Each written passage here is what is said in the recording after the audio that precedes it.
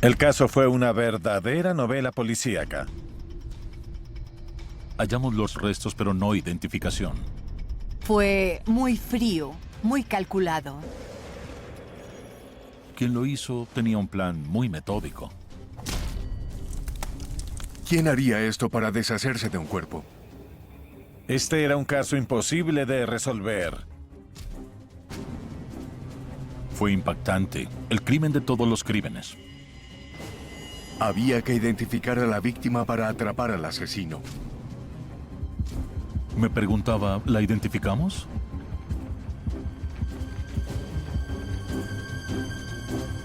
Cómo no cometer asesinatos.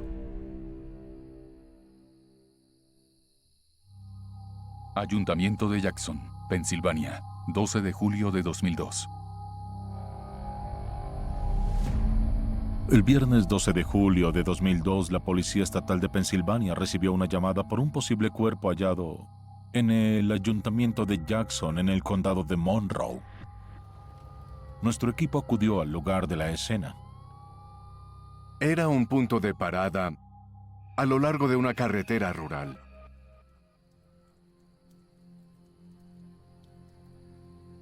Encontraron el cuerpo en 2 barriles quemados de 200 litros.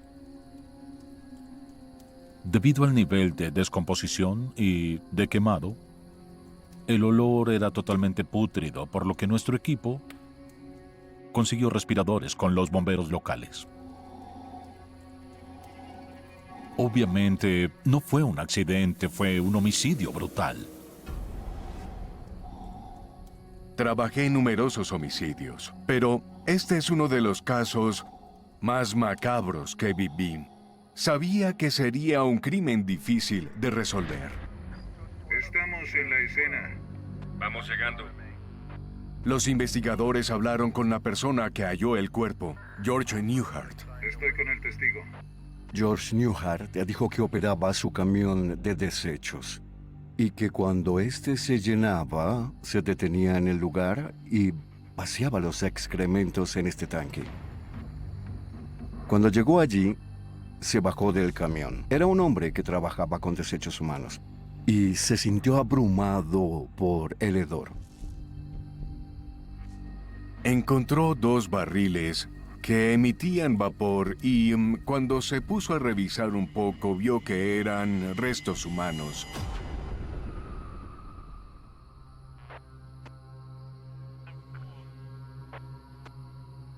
Envíen refuerzos. La primera persona interrogada por los investigadores fue George. Verificaron su paradero, sus registros de trabajo y todo estaba en orden, por eso no fue una persona de mucho interés. Los investigadores tuvieron que armar el cuerpo para identificar a la víctima.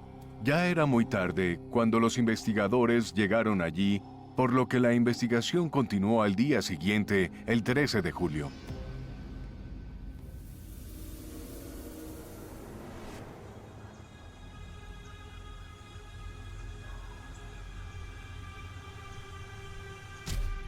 Fotos de la investigación.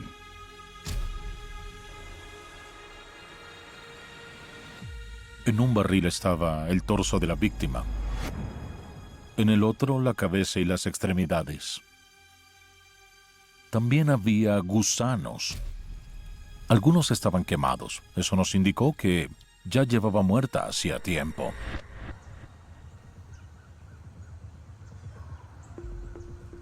Los investigadores supieron en ese momento, desde la llamada y la hora en que George encontró el cuerpo en ese lugar, que hubo un margen de 10 horas desde el momento en que lo dejaron allí.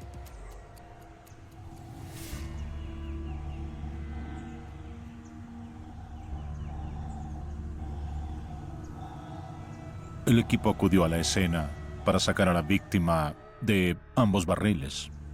Tuvieron que determinar cuáles partes del cuerpo había y cuáles no. Pusieron una sábana en el piso y comenzaron a armarlo de nuevo.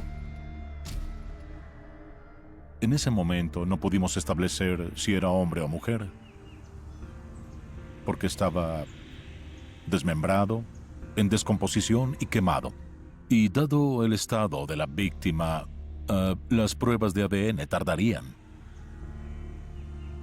Era muy claro para mí que la persona o personas que cometieron el asesinato se esforzaron por deshacerse del cuerpo y asegurarse de que él o ella nunca se identificara.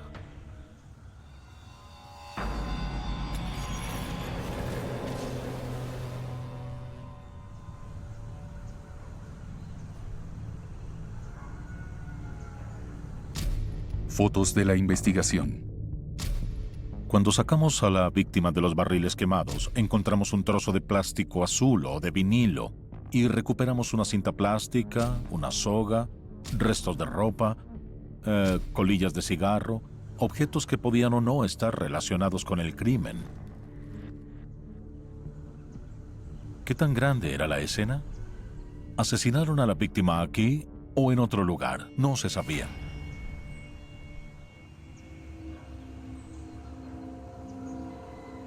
Era un área remota en Póconos. Eso de por sí ya ponía el caso en una situación complicada porque tendrían mucho terreno para cubrir. Usamos perros rastreadores para buscar evidencias. Pero no había indicios ni evidencia de que un crimen ocurrió ahí. La asesinaron y desmembraron en otro lugar. Fotos de la investigación.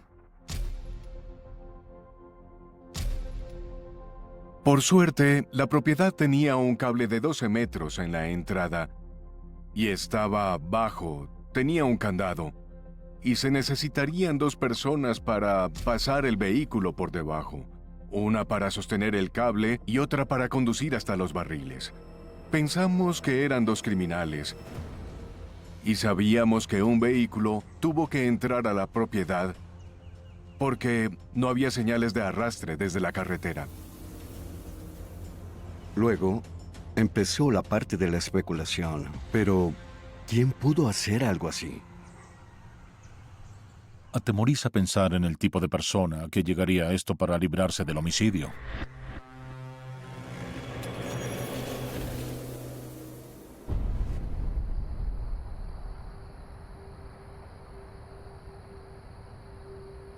Nosotros intentamos pensar como el criminal. Fue alguien que salió de la interestatal y decidió deshacerse de la persona en los barriles que quemó. ¿O era alguien que conocía bien el lugar y sabía que los barriles estarían ahí?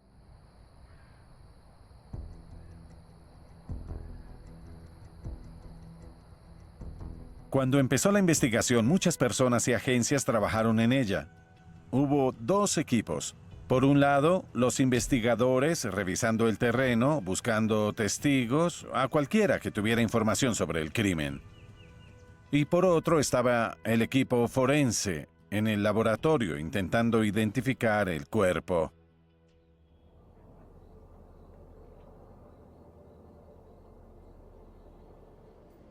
Al empezar el proceso sabíamos que la prueba de ADN tomaría tiempo, pero tan pronto iniciaron la autopsia, examinaron la cabeza, las extremidades y supimos que la víctima era un hombre.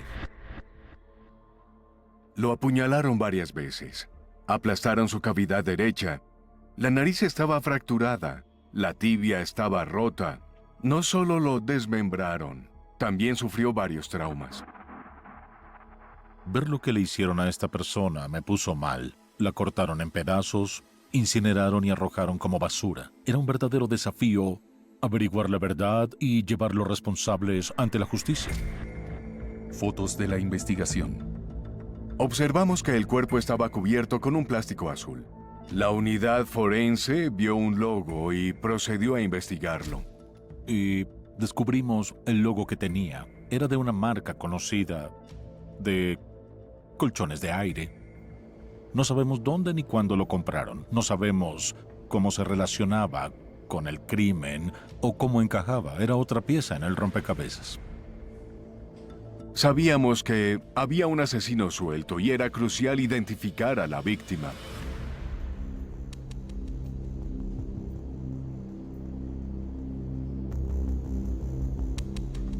La manera más fácil de identificar a la víctima era por las huellas.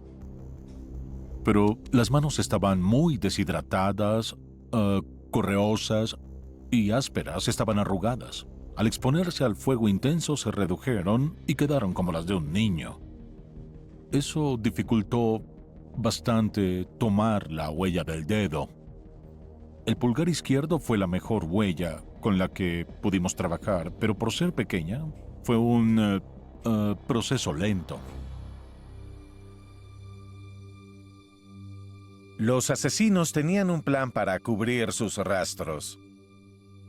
No poner las extremidades del cuerpo en 2 barriles por separado y quemarlas, a no ser que no quieras que te encuentren. Fue algo asqueroso. No pude sacarme ese hedor de la cabeza. ¿Quién haría esto para deshacerse de un cuerpo? Sabíamos que lidiábamos con algo malvado en ese momento.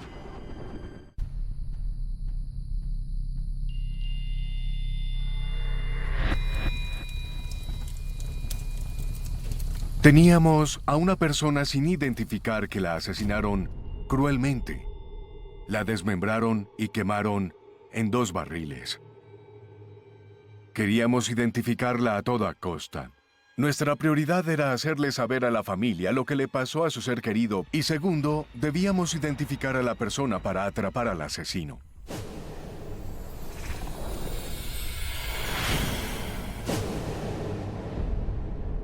Condado Monroe, Pensilvania, enero de 2003. 6 meses de investigación. Las semanas pasaron a ser meses. Y pensábamos en distintas alternativas, hacíamos todo lo posible para identificar a la víctima. Teníamos una huella, no hubo coincidencia y no identificamos a la persona. La enviamos al FBI y nada. La enviamos a los estados vecinos y nada. Al final las enviamos a todas a las oficinas de AFIS en Estados Unidos. Sabíamos que esta investigación requería de expertos. No solo trabajábamos en las huellas para identificar a la víctima, recurrimos a otros campos. Teníamos entomólogos forenses que examinaban la presencia de insectos, gusanos y bichos. Un antropólogo forense examinaba a la víctima y un odontólogo forense examinaba sus dientes.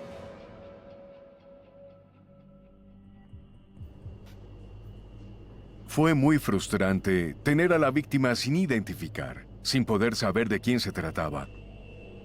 Y sentí que la investigación se estancaba.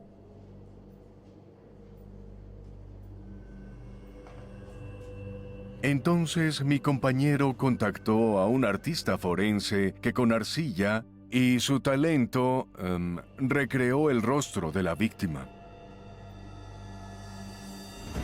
¿Conoce a este hombre? Esperábamos hallar una especie de rostro real. Trabajamos con los medios para que difundieran la información porque teníamos que identificarla. Hicimos todo lo posible. Sin embargo, seguíamos sin saber su identidad. Había una familia conectada a esta persona. Los investigadores estaban frustrados. ¿Se imaginan poder llegar a resolver un crimen donde la evidencia está básicamente hecha cenizas? En ese momento hacíamos todo lo que podíamos, buscábamos nuevas alternativas, todo lo necesario para ir más allá y avanzar con toda la investigación. Nos sentimos afligidos como personas y como profesionales, pero nunca nos rendiríamos, no íbamos a dejar de luchar por la víctima. Por eso continuamos y seguimos investigando sin descansar.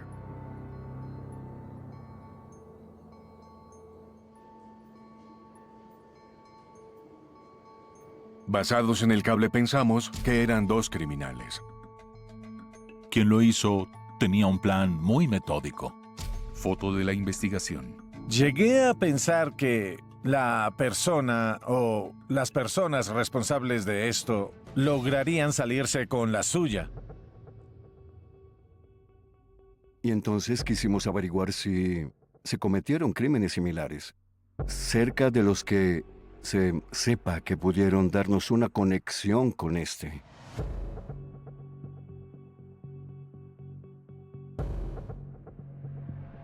Hacíamos lo que podíamos, buscamos nuevas alternativas, todo lo necesario. Contactamos a agencias federales como el FBI, a sus unidades de crímenes violentos, hablamos con los servicios de inteligencia.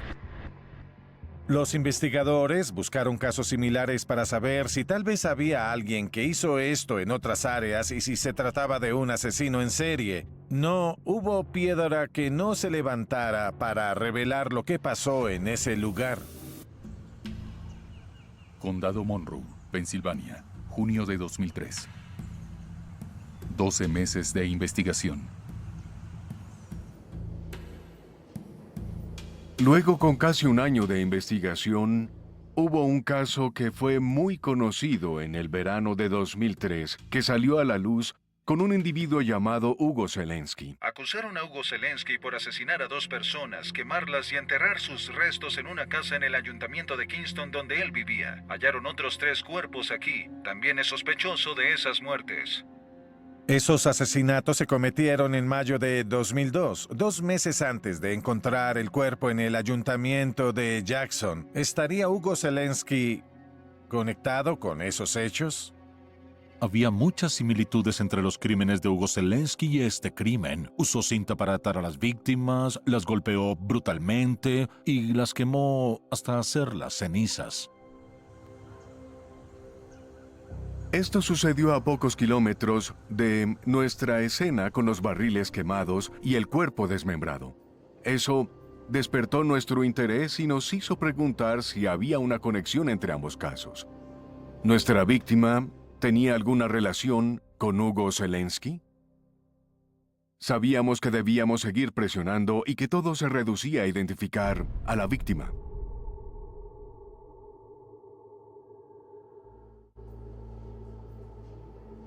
Tenían la huella del pulgar izquierdo de la víctima, pero estaba deshidratado, arrugado, y pensé, ¿qué podemos hacer? Analizamos la huella y parecía de un niño. Había que agrandarla y pasarla por el sistema las veces que fueran necesarias. Poco a poco la agrandábamos y procesábamos, y por suerte hubo un resultado. Y así, en noviembre de 2003, obtuvimos una coincidencia con la huella, y la víctima tenía un nombre. Se llamaba Robert Raudebush. Fue una buena victoria y un enorme alivio. Estaba muy feliz, al igual que los demás, porque nuestro trabajo empezaba. ¿Quién era Robert Raudebush? ¿Quién querría matarlo? Después de hacer la identificación, el segundo paso consistió en el proceso de lo que llamamos victimología. Estudiar el hábito de las víctimas. ¿Cuál fue el factor que llevó a la víctima a ese horrible final? Procedimos a buscar quiénes eran los amigos y familiares donde estaban para interrogarlos. De nuevo, analizar si tal vez el señor Zelensky estaba involucrado, si había alguna conexión entre el señor Raudebush y el señor Zelensky. Ya podíamos iniciar una investigación de verdad sobre la víctima y lo que le hicieron. Averiguaríamos con quién salía o si estaba casado, quién era su familia, amigos, dónde frecuentaba. Condado Monroe, Pensilvania, noviembre de 2003. 17 meses de investigación. Y contactamos a la familia. Queríamos saber tanto de él como fuera posible. Y cuando hablamos con ellos, nos hicimos una mejor idea de quién era Bob.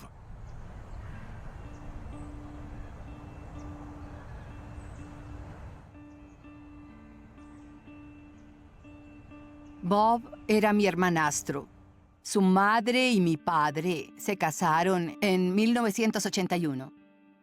Cuando vi a Bob por primera vez, él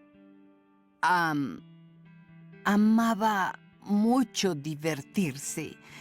Era muy amable y parecía alguien que amaba la vida y a las personas. Intentaba encontrar su propio camino. Me mudé a Reno y empecé a trabajar en un nuevo hotel. Su madre también empezaba a trabajar en la misma área. Bob era guardia de seguridad en uno de los casinos. Muchas veces nos reuníamos con él en ese lugar. Los tres nos divertíamos mucho. Bob era parte de la familia. Nos convertimos en una familia juntos. Bob intentaba encontrar su rumbo. Él decidió entrar al cuerpo de Marines. Después de los Marines, Bob se mudó a la costa este. Su madre me dijo que se fue a vivir a Pensilvania y que tenía una novia. Ella expresó su preocupación porque no la contactó en su cumpleaños y él nunca se olvidaba de esa fecha. Luego, en invierno, me llamó y me dijo que la policía de Corning fue a su casa para decirle que identificaron sus restos como los de una víctima de homicidio en Pensilvania. Quedé aterrorizada. No podía imaginarme que alguien le hiciera eso a otro ser humano y después lo arrojara como si fuera basura. ¿Cómo pudieron ser tan crueles? No les importó nada excepto cubrir su propio acto atroz. Interrogatorio. Antes de saber la identidad de Bob, realizamos cientos y cientos de interrogatorios. Ahora que sabíamos quién era, hicimos muchos más que antes. Llegaríamos al fondo de esto. Haríamos todo lo posible por atrapar al asesino. ¿Fue uno de esos casos donde me preguntaba, ¿la identificamos? Todos tenemos nuestros demonios.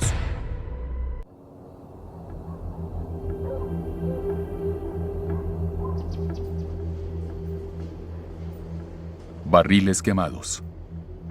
Cable, barriles quemados.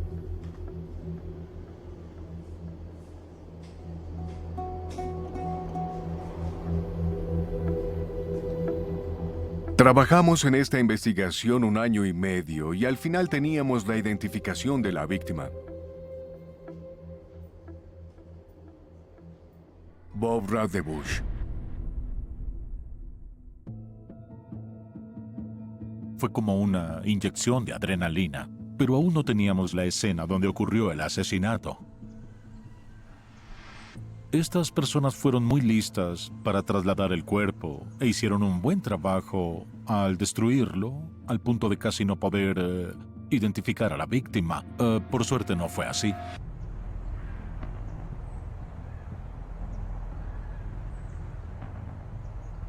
Con los interrogatorios, identificamos a la novia de Bob. Hablamos con ella. No lo había visto desde hace un tiempo y no hizo un reporte de persona desaparecida porque su relación casi había terminado. Era tensa y siguió con su vida en ese entonces.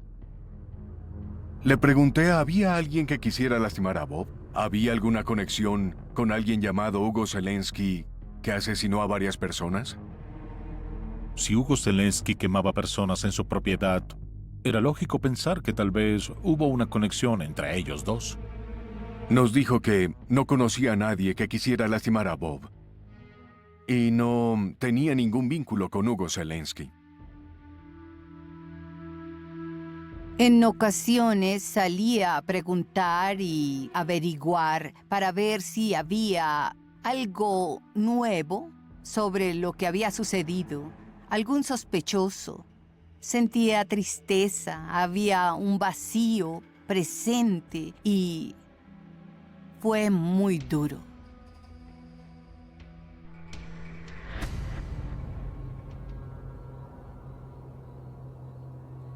En ese momento no podía rendirme, debía continuar.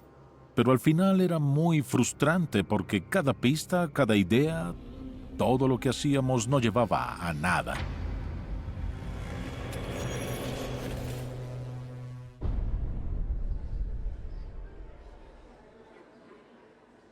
Y cuando revelamos la identidad a la prensa, recibimos una llamada de James Britton, un recluso que dijo tener información sobre la investigación. A James Britton lo extraditaron hacía poco de California por cargos de robo y estaba detenido en la prisión del condado de Columbia. Dijo que conocía a la víctima y, por supuesto, le dio a los investigadores la esperanza de que él sería clave en el caso. Fuimos a la prisión en el condado de Columbia e hice el interrogatorio. Sala de interrogación. Nos dijo que en el 2002 vivía en la ciudad de Wilkes-Barre con su esposa Stacy. James Britton le dijo a los investigadores que era amigo de la víctima porque fueron ex-marines y creía que la persona que lo hizo fue su vecino Larry Tully. Larry Tully también fue marín y los tres se llevaban bien. James dijo que Larry también salía con una chica, con la que Bob tenía una aventura y con el paso del tiempo empezó una enemistad entre ellos. James dijo que Bob debía asistir a un asado en su casa el 4 de julio, pero no fue y dijo que nunca volvió a hablar con él. Luego nos contó que en julio del mismo año de la desaparición de Bob, James también nos dijo que fue agredido por Larry Tully. James dijo que Larry lo golpeó con un arma y amenazó con violar a su esposa porque le robó un reproductor de MP3. Pero luego soltó una bomba.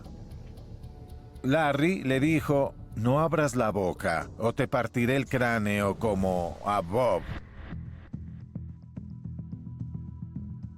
James estaba convencido de que Larry Tully fue la persona que mató a Bob y no quería terminar como él.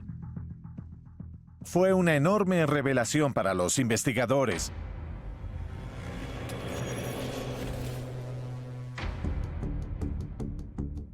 Larry Tully era conocido para los investigadores porque en ese momento estaba en prisión por cargos de homicidio. En noviembre de 2002, Larry mató a un joven de 16 años en un allanamiento. Ahora, Bob fue hallado en julio de 2002, apenas 4 meses de diferencia, y eso elevó el interés en Larry Tully en ese entonces.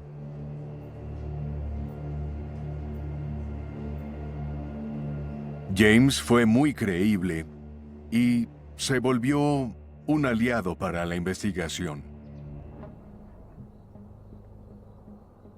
En este punto, los investigadores tenían alguna información, pero el caso seguía siendo un misterio. Y claro, la policía comenzó a corroborar toda la información dada por James.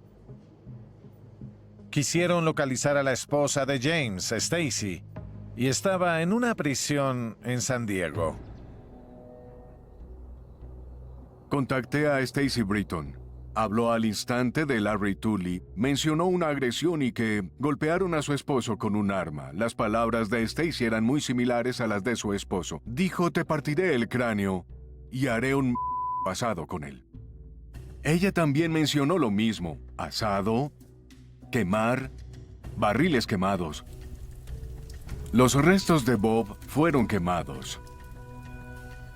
En ese momento pensé que teníamos algo. Stacy Britton corroboró la misma información, pero dio unos detalles adicionales.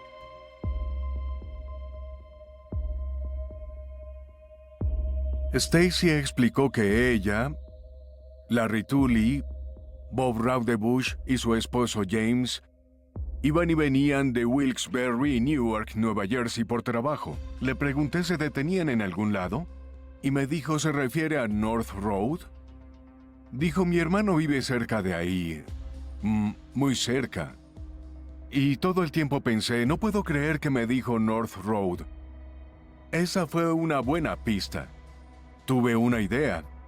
Desde ese momento supe que Stacy sería mi segunda aliada en la investigación.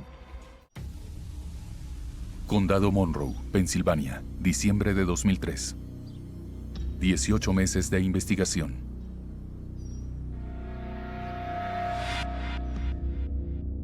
Larry Tully era un asesino conocido y tuvo acceso al lugar donde se hallaron los restos de Bob, y ese fue el enfoque inicial.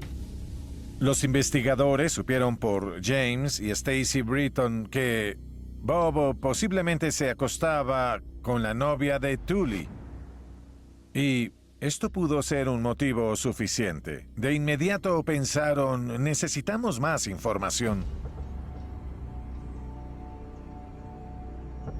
Sabíamos que Larry Tully estaba en prisión. Y fuimos con su persona más allegada, su novia. Nos dijo, escuchen, no tuve una aventura con Bob Raudebush. Son unos mentirosos. No crean nada de lo que dicen. Ella los describió como basura y dijo que parte de la información de los Britton era un poco exagerada. De hecho, la novia dijo que solo vio a Bob y a Larry Tully juntos en una ocasión. Fue muy distinto a lo que los Britton me dijeron.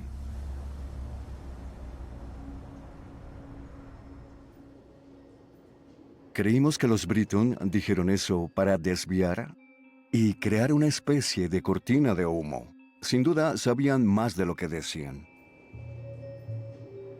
Los Britton parecían muy creíbles. Sin embargo, empecé a pensar, ¿será una historia que ellos crearon para quitarse la culpa de encima? Sabía que había algunas inconsistencias en sus versiones. Eso me puso en alerta. ¿Omitían cosas o nos mentían? Cualquiera pudo hacerlo. Teníamos a dos personas que eran posibles sospechosos, pero todavía nos faltaba una pista que nos llevara en la dirección correcta.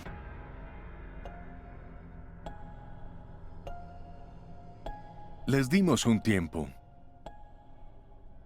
Supimos que los Britton saldrían de prisión y quisimos hacer otro interrogatorio con ambos. Me pareció que James quería hablar. Sin embargo, Stacy no quiso participar y canceló el interrogatorio.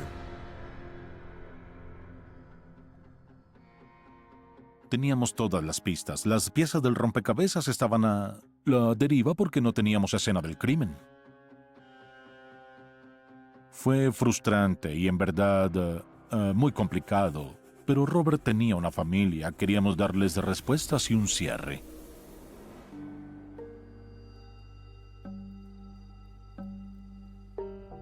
La policía trabajaba arduamente para intentar resolver el homicidio. Fue muy difícil. Necesitábamos saber qué pasó y por qué pasó. El que cometió el crimen lo planeó de tal manera para que no pudiera ser atrapado. Había muchos caminos que llevaban a diferentes direcciones, pero ninguno conducía a la persona o personas responsables. Condado Monroe, Pensilvania, agosto de 2015. 13 años después del homicidio de Bob. Finalmente, en 2015, recibimos una llamada de Stacy Britton. Al parecer quería hablar con nosotros. No podía creer que nos contactara otra vez después de tantos años. Dijo que James y ella ya no eran esposos, vivían juntos, pero las cosas no iban bien. Dijo que le tenía miedo a James y su vida se desmoronaba y necesitaba hablar con alguien sobre esto. Y noté que estaba molesta y quería contarnos su historia. Sabía que ese era un punto de inflexión.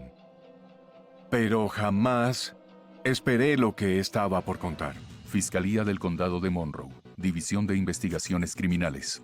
El 14 de agosto de 2015 finalmente tuvimos esa pista. Durante la llamada telefónica de Stacy, dijo que su ex esposo James Britton en verdad asesinó a Bob Raudebush. Si él mató a Bob, sabía que teníamos que actuar rápido. El caso estaba olvidado, pero cobró vida al instante. Pensamos que teníamos lo necesario para acusar a James. Entonces pusimos a James en custodia y organizamos un interrogatorio grabado. Volvamos a 2002 en julio. El 4 de julio. El 4 de julio. En ese momento James contó su versión sobre lo que en verdad pasó el 4 de julio de 2002. Hablaba con Bob y no recuerdo bien la conversación. Y cuando me di cuenta, Stacy lo golpeó detrás de la cabeza. Con un mazo de metal pesado, casi como un martillo. Golpeó a Bob por detrás de la cabeza con esa cosa. Tenía un cuchillo en la mano. E intentó apuñalarlo con él. Él seguía luchando contra ella, empujándola y golpeándola, y yo no sabía qué hacer. Me quedé ahí en completo shock. ¿Por qué no la detuvo? Yo no, sonará estúpido, pero temía por mi vida. Ella atacó a Bob de la nada, y si me involucraba sabía que también terminaría muerto. En ese punto, tanto Stacy como James intentaban culparse el uno al otro, y los investigadores tenían que averiguar qué pasó realmente con Bob. ¿Qué sucedió después? Ella iba a asesinarlo, a rematarlo. Y la detuve porque él quería orar. Y sus últimas palabras fueron: "Oh Dios, por favor, una muerte violenta, no". Le cortó la garganta en ese momento y se desangró. Justo ahí. ¿Ella lloró por hacer eso? No. ¿O estaba molesta? No, para nada. La mirada en sus ojos la noche que asesinó a Bob, jamás se la vi a alguien. Porque no era humana. No lo sé, fue muy aterrador. Empezó a convertirse en un escenario del gato y el ratón. Con cada detalle nuevo, Stacy se volvía cada vez más implicada. Todos tenemos nuestros demonios. Teníamos más preguntas. Mi compañero llevó a Stacy a una de las estaciones de policía y realizó el interrogatorio grabado. Ella no quiso involucrarse de todo lo grave del asesinato. Sin embargo, procedió a hablar sobre lo que le pasó a Bob y el desmembramiento. Su propia confesión de lo que hizo me dejó perplejo. Nos contó sí, que la exacto. forma en que desmembró el cuerpo fue poniendo el hacha y luego usé el empezó a martillo. martillar. Con él. Bien. ¿Eso hizo? ¿Desmembró la cabeza? ¿Verdad? Sí, ¿Las pantorrillas? sí. Y... De la rodilla hacia abajo. Sí. Stacy contó en detalle cómo se deshizo del cuerpo, usando tijeras de jardinería, un mazo y un hacha. Un suceso horrible. Dijo que después de desmembrarlo, tenían que sacar el cuerpo de ahí, por lo que usaron un colchón de aire. Tomaron los restos de Bob y procedieron a ir a North Road. Y alguien tenía que levantar el cable. Ahí estaban los barriles. Luego metimos las bolsas. Bueno, primero metimos el torso. Y después Jim puso el combustible.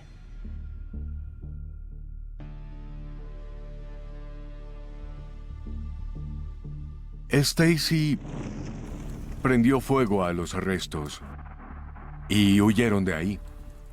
Creo que ella pensó que al culpar a su esposo de asesinar a Bob, estaría a salvo. y no la arrestarían. En verdad, pensé que, sinceramente, como nadie lo vio, podría olvidarlo. Parecía que Stacy se le adelantaría a James al incriminarlo antes que él a ella. Lo llamé la opción nuclear, porque terminó hundiéndolos a ambos. ¿Por qué no te mueres? Y lo apuñaló. Ella les permitió ir a la casa para seguir con el interrogatorio. Continuaron allá y, usando un oso de peluche, mostró cómo ella aseguraba que James mató En ese momento a lo Bob. tomó por la cabeza y lo cortó. No soy zurda, no sé cómo hace un zurdo, pero le dio con el hacha y soltó la cabeza. Bueno, no, hizo el primer corte aquí arriba. Se echó para atrás, pero Bien. no pasó nada. Y Era una pieza de evidencia muy impactante. Cada uno admitió lo suficiente sobre su propia participación para considerarlos claramente culpables del homicidio. Durante años, escuchamos la historia de los Britton sobre que Larry Tully cometió el crimen y también estuvo la opción de Hugo Zelensky. En el fondo, tanto mi compañero como yo siempre pensamos, hay algo más, no tiene sentido. Pensaron que fue el homicidio perfecto, pero se equivocaron. Se deshicieron del cuerpo y de la evidencia. Sus historias eran muy similares, sin embargo, la clave estuvo en los detalles. Y sus propias palabras resultaron ser la mejor evidencia.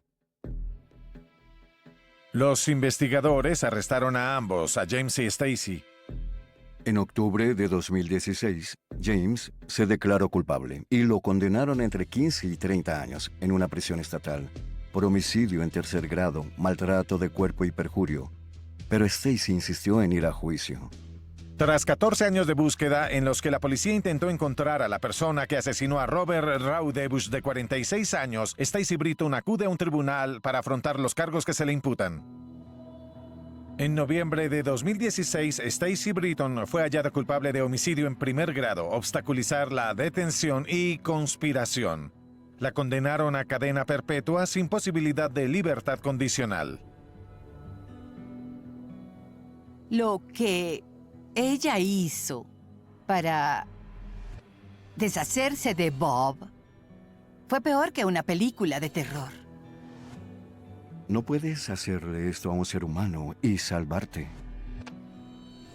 Fue impactante. El crimen de todos los crímenes. Estoy orgulloso de formar parte del equipo que hizo justicia a la víctima. Me resultó muy interesante que fueron sus propias palabras las que los condenaron. Ambos se delataron, tenían una relación tan volátil que sacó a relucir todos sus secretos.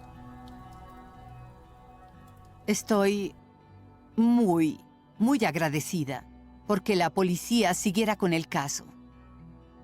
Porque nadie se merece lo que le hicieron a Bob, nadie.